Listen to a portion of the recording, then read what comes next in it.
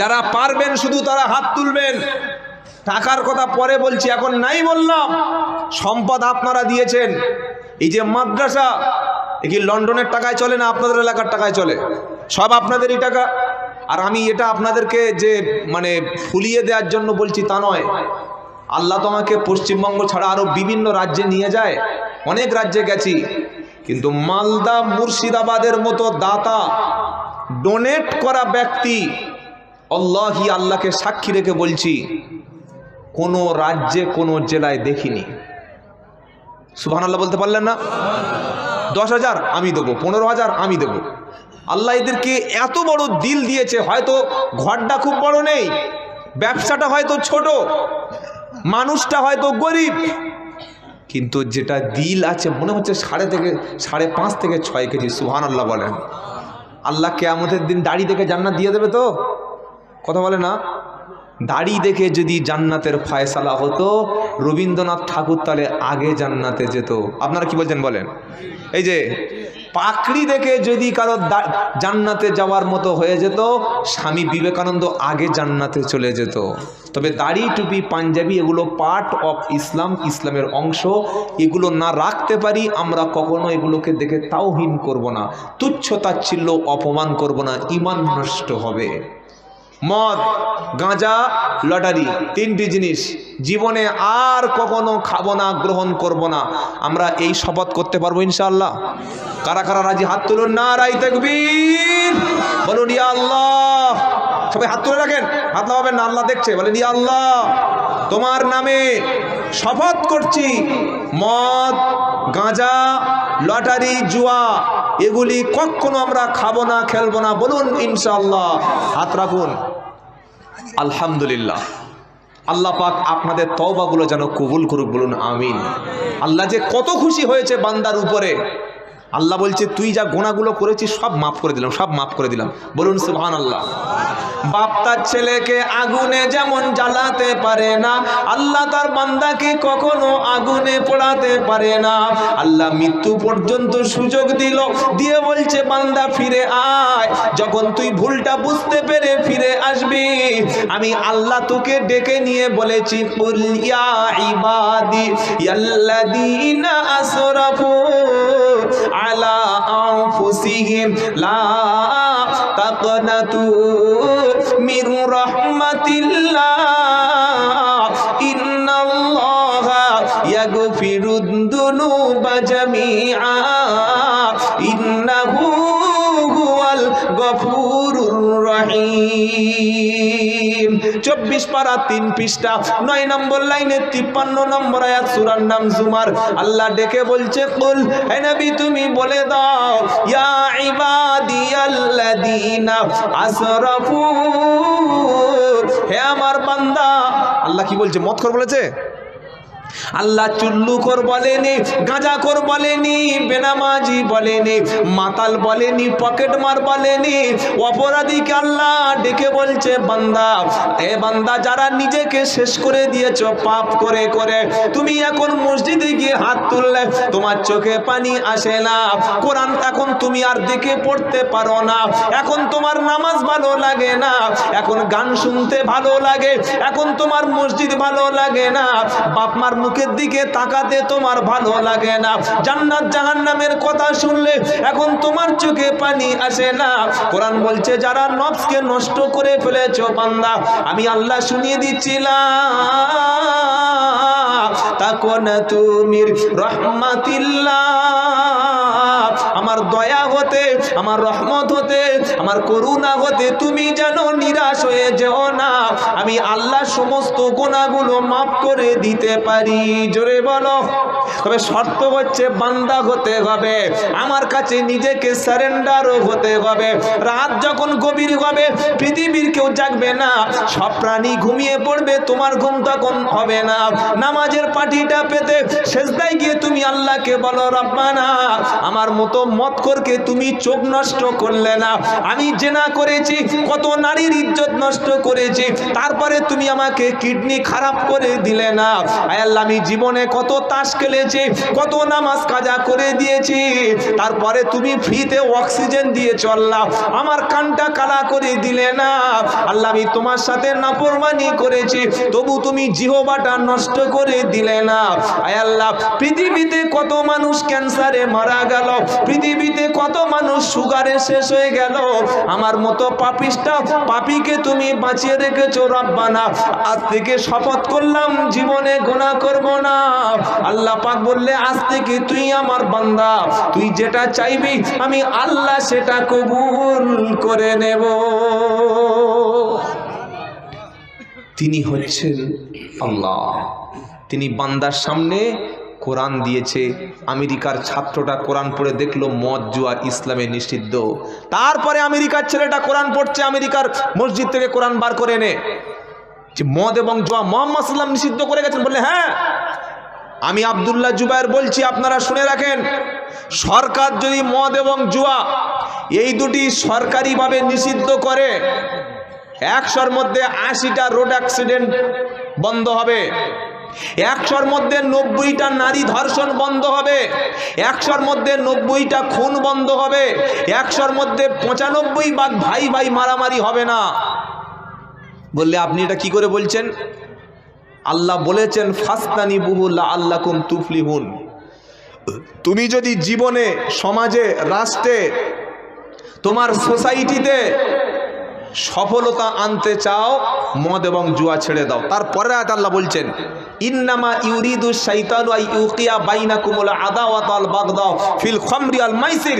আল্লাহ বলছেন মদ এবং জুয়া এই দুটি তোমাদের মধ্যে পরস্পর শত্রুতা এবং হিংসা বাড়িয়ে থাকে। নিশ্চয়ই মদ জুয়ার দ্বারায় সমাজে অশান্তি, ঝামেলা, হিংসা, বিদ্বেষ হয়। ওয়ায়াসুদ্দুকুম আন যিকরিল্লাহ, মানুষ জিকির থেকে, মানুষকে আল্লাহ জিকির থেকে সরিয়ে দেয়। ওয়ানিস সালাত, সালাত থেকে, নামাজ থেকে মানুষকে বিরত রাখে। আল্লাহ বলছে ফাহাল আনতুম মুনতাহুন, এরপরে তুমি কি ছেড়ে দেবে না? আল্লাহু আকবার। এটা পড়ে বিশ্ব আজকের তারা ইসলাম গ্রহণ করছে, বলুন সুবহানাল্লাহ। এই যে মাদ্রাসা, ছোট ছোট সন্তানরা কোরআন শিখছে, এদের দ্বারায় কখনো মদখোর তৈরি হবে না। মাদ্রাসা থেকে পড়াশোনা করে গিয়ে ওর যদি খাওয়া কোনো দিন নাও হয়, জীবনে কখনো সুদের টাকা নেবে, জোরে বলো না। কারণ কোরআন পরিষ্কার শুনিয়ে দিয়েছে, সুদের টাকা গ্রহণ করা, সুদ ভিত্তিক ব্যবসা করা হলো আল্লাহ এবং রাসূলের বিরুদ্ধে যুদ্ধ ঘোষণা করা। কি মাদ্রাসার ছেলে বা আপনার ছেলেটা, আপনার মেয়েটা যখন কোরআন পড়বে, তখন আর কোনোদিন সুদের সঙ্গে সম্পর্ক রাখবে না। জাতি ধ্বংস হচ্ছে সুদে। আচ্ছা, আপনাদের পাড়ায় যদি 50টা লোক বলে যে আমি আল্লাহ এবং রাসূলের বিরুদ্ধে যুদ্ধ করব, এটা শুনে আপনি চুপ থাকবেন? জোরে জিজ্ঞাসা করছি, আপনার পাড়ায় যদি একটা মুসলমানের বাচ্চা বলে যে আমি আল্লাহ এবং তার রাসূলের বিরুদ্ধে যুদ্ধ করব, আপনি শুনে বলবেন আচ্ছা ঠিক আছে তুই কর, আমরা আজ, বলবেন নাকি? আপনি জানেন যে এখন মুসলমানের ঘরে ঘরে মেয়েরা এবং ছেলেরা দলবদ্ধভাবে আল্লাহ এবং রাসূলের সঙ্গে যুদ্ধ করার জন্য জোট বেঁধেছে? জানেন? এটা বলে দেব, তার আগে কোরআন শুনিয়ে দিচ্ছি। সবাই এখানে নিয়ত করুন যে আমি যদি কোরআন না পড়তে পারি, আগামীতে গিয়ে কোরআনুল কারীমটা শিখে নেব ইনশাআল্লাহ। আর আপনার বাচ্চাকে, সোনার টুকরা বাচ্চা কি শেখাচ্ছে স্কুলে? হাট্টিমা টিম টিম তারা মাঠে পাড়ে ডিম, তাদের খাড়া দুটো শিং, তারা হাট্টিমা টিম টিম। কোন ঘোড়ার ডিম পড়া এটা? কোনো গাঁজাখোর এই কথাটা বলতে পারে যে শিং আছে আর সেমাল ডিম পাড়ে? এই যে কথা বলে না, এই বড় সাইজের শিং আর পাছা থেকে পটপট করে ডিম পড়ছে। নাম বলুন একটা প্রাণীর। মুরগি ডিম পাড়ে না? হাঁস ডিম পাড়ে। হাঁস মুরগি দুটো করে শিং আছে তো? আপনাদের মুর্শিদাবাদের মুরগি নয়, আমাদের 24 পরগনার মুরগিরা। কতটা গাঁজা খেয়ে লিখেছে বাচ্চাদেরকে। তো এইটা আমরা বাচ্চাদের শিক্ষা দিচ্ছি। মনে রাখবেন, আপনার ছেলে ডাক্তার হবে, এটা আপনার স্বপ্ন। আপনার ছেলে ইঞ্জিনিয়ার হবে, এটা আপনার স্বপ্ন, আমারও স্বপ্ন। আপনার ছেলে একজন WBCS IPS অফিসার হবে, এটা আমাদেরও স্বপ্ন, এটা সমাজের স্বপ্ন। আপনার ছেলে একজন জেলা শাসক DM হবে, এটা আমাদের স্বপ্ন। আপনার মেয়েটা একজন গাইনিকোলজিস্ট ডাক্তার হবে, আমাদেরও স্বপ্ন। কিন্তু ওই ছেলে মেয়েটা প্রথমে যে শিক্ষাটা বাপ মার কাছ থেকে নেবে, ও প্রথমে এমন শিক্ষা নেবে, ডাক্তার, মাস্টার, পুলিশ, ইঞ্জিনিয়ার যে কোনো ক্যাটাগরির শিক্ষিত হয়ে কখনো আল্লাহর সঙ্গে নাফরমানি, আল্লাহর আইনের বিরোধিতা এইটুকু করার সাহস পাবে না যদি তার সিনার মধ্যে আল্লাহর কোরআন ভরা থাকে। জোরে বলেন। আর যদি না কোরআন থাকে বেকার হয়ে যাবে, শেষ হয়ে যাবে। হাদিস প্রথমে খুতবায় বলেছিলাম, কি বলেছি? ইন্নাল্লাযী লাইসা ফি জাওফিহি শাইয়ুম মিনাল কুরআনি কাল বাইতিল খরীব। নবী বললেন যে দেহের মধ্যে কোরআন নাই, যে সিনার মধ্যে কোরআন নাই, যে ঘরের মধ্যে কোরআন নাই, ওটা পোড়ো বাড়ি, বিরান বাড়ি, অচল বাড়ি। শুনতে পেলেন? আপনি তো স্বামী, কিয়ামতের দিন আল্লাহ আপনাকে জিজ্ঞাসা করবে, স্বামী তুমি আল্লাহর সামনে দাঁড়িয়ে বলো তোমার স্ত্রীর জন্য তুমি কি করেছো। স্বামী সেদিন বলবে, রব্বানা, স্ত্রীর জন্য সুন্দর খাট কিনে দিয়েছিলাম, গদিটা কিনে দিয়েছিলাম, ডাইনিং টেবিল, ড্রেসিং টেবিল, আল্লাহ আলমারি কিনে দিয়েছিলাম, সোফা কিনে দিয়েছিলাম, দামি এসিটা ঘরে লাগিয়েছিলাম, সুন্দর ঘর দিয়েছিলাম রব্বানা। আর আমার স্ত্রী টাইম পাস করার জন্য স্ত্রীকে 36,000 টাকা দিয়ে এলসিডি কিনে দিয়েছিলাম। আল্লাহ বলবে, বাহ, খুব সুন্দর তো কাজ করেছিলে, কিন্তু তোমার স্ত্রী যখন আজান হয়ে যেত, স্ত্রী রান্না করত, স্ত্রী তোমার জামা কাপড় কেচে দিত, তুমি অসুস্থ হলে চিকিৎসা করত, তোমার ভাইদের খেদমত করত, তোমার বোনদের খেদমত করত, তুমি অসুস্থ হলে স্ত্রী তোমার মাথা টিপে দিত, তোমার শরীরটাকে মেসেজ করে দিত, সংসারের সব কাজ তোমার স্ত্রী করেছে। একবার তুমি বলো তোমার স্ত্রীকে তুমি নামাজি এবং কোরআনওয়ালা করতে পেরেছো কিনা? স্বামী বলবে, আল্লাহ ক্ষমা করো, ওটাই আমার অপরাধ ছিল। স্ত্রী সেদিন বলবে, আল্লাহ, এই সেই স্বামী 8 ঘন্টা 10 ঘন্টা দুজনে এক জায়গায় গল্প করেছিলাম, স্বামী ভালো খাবারটা খাইয়েছে, প্রতিদিন মাছ মাংস খাইয়েছে, দামি জায়গায় ঘুরতে নিয়ে গেছে, দামি কাপড়টা কিনে দিয়েছে রব্বানা। স্ত্রী কিন্তু আমাকে কখনো বোরকা পরিয়ে রাস্তায় বার, স্বামী বোরকা পরালো না, স্বামী কখনো কোরআন পড়তে বললো না। আমি হতভাগা মহিলা, আমি কলেজে পড়া মেয়ে, ইসলামটা কি জানতাম না। আমি রাত 7টা 8টা বেজে গেলে সিরিয়াল দেখতে শুরু করলাম, আমার স্বামী সিরিয়ালটা বন্ধ করে কোরআন আমার হাতে তুলে দিল না। আজকে আল্লাহ জাহান্নামে যাবই যখন সিদ্ধান্ত হয়েছে, আমি আমার স্বামীর বুকের উপরে, গলার উপরে পা তুলে দিয়ে মারিয়ে মারিয়ে চলে যাব। পৃথিবীতে যদি সবার সামনে যদি আপনার বউ আপনার বুকের উপরে হাঁটে পা তুলে দিয়ে, জুতো পা দিয়ে, কেমন লাগবে? এই যে ভালো লাগবে তো? কথা বলে না? সবার সামনে যদি স্ত্রী স্বামীর বুকের উপরে পা তুলে, গলায় পা তুলে যদি জিহবা বার করে দেয়, কি মজা লাগবে বলুন তো? পুরো ফুলবাড়ি মেসে যাবে না? এইটা আল্লাহ কোরআনে বলছে, কিয়ামতে অবস্থাটা তাই হবে। কোথায় লেখা আছে? ওয়াকালাল্লাযীনা কাফারু, আমার সাবজেক্ট এটা না, খালি চলে যাচ্ছে বাইরের দিকে।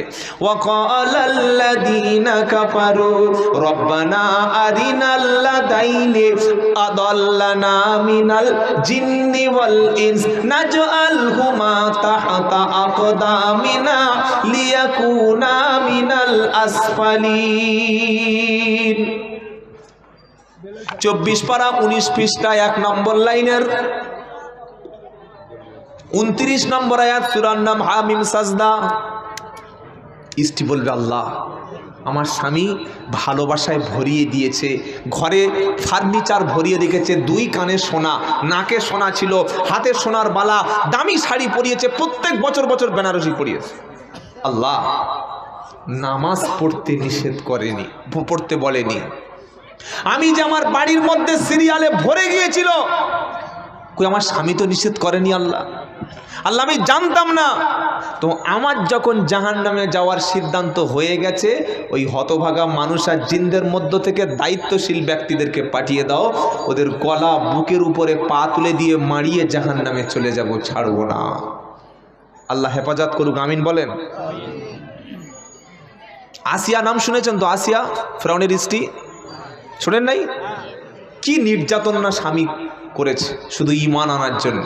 সেই রকম মা কই, সেই রকম মহিলা কই?